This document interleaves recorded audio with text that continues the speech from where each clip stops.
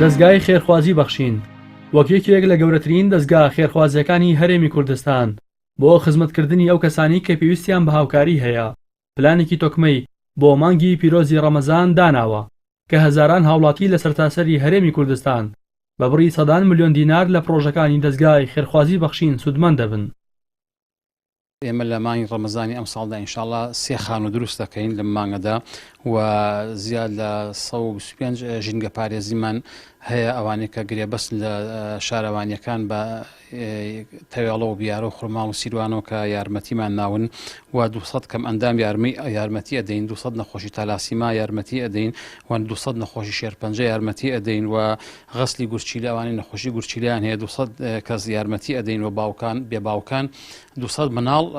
یارمەتیان ئەدەین کە ئێمە پاریش 200 و 300 مانون بەڵام چوە 600 و 700 ئەم ساڵیش ئومێد دەکەین ئینشاءڵڵا ئەوەی کە شتێکی بیدایی ڕامانگەیان و ئەوە نێوەکو خۆمان کە 200 مناڵی بێباو یارمەتی ئەدەین و راپۆرتی هەژاران کە لەگەڵیان ئەکەین 20 خانەوادە یەکی بە بڕی ملیۆنێک یا زیاتر ئەوەش جێبەجێ ئەکەین و ئەو بەشە خۆراکەی کە دامان ناوە لە کارتۆنی بەخشینیشە ئەوانش ئەوەی کە ئێستا لە بەرچاومان گرتووە خۆمان 6,000 ماڵمان لە بەرچاو گرتووە بەڵام ئینشاءڵڵا وەک هەموو ساڵێک ئەچێتە 8,000 و 9,000 و ئەو ڕێژەیە بەرز ئەبێتەوە کەواتە کۆی ئەوەی کە ئێستا ئێمە بڕیارمان ناوە خۆمان بڕیارمان ناوە 7,000 خانەوادە 7,100 ماڵ لە ئێمە سودمەند ئەبێ بە بڕی 450 ملیۆن دینار. دەستگای خێرخوازی بەخشین دەستێکی ئەمانەتپارێز و پردی دڵنیایی نێوان دەوڵەمەندان و هەژارانە. پرۆژە و خزمەتەکانی دەستگاکە بە هاوکاری و بەخشینی خێرخوازان و دەوڵەمەندانی ناوە و دەرەوەی هەرێمی کوردستان بەردەوام دەبێت. هەژاران چاویان لە بەخشین و دەستگیرۆیی خێرخوازانە تا ئەوانی شوەکەر هاوڵاتیکی ئاسایی پارشێ و بەربانگ بکەنەوە و منداڵانی بێباوک خەمی نەبوونی باوکیان لەسەر ئاسان بێت و ئازاری هاوڵاتیانی نەخۆشیش کەم بێتەوە. ئەو پارێکە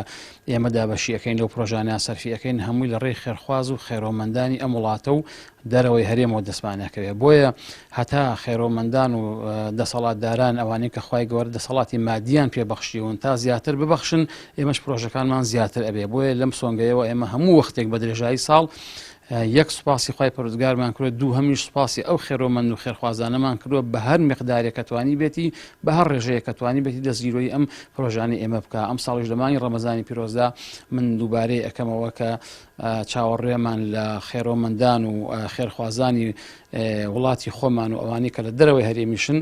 زۆر لەوە زیاترەکەەوە ئینشاءڵڵا کە خۆمان تەسەوری بکەین داوایان لێکەین کە هەمیشە دەستباری ئەم جۆرە پرۆژانە بن. 9 ساڵە بەخشین چرای ماڵە هەژارەکانە دەوای کەسانی دەردەدار و دەستی میهرەبانی سەر منداڵانی بێباوکە.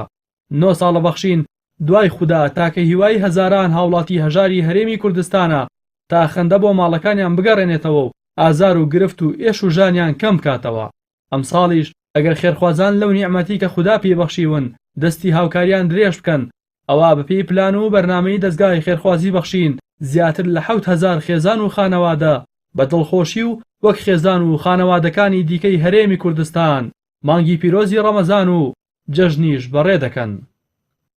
ڕاستی حەمامین کەناڵی ئاسمانی پەیام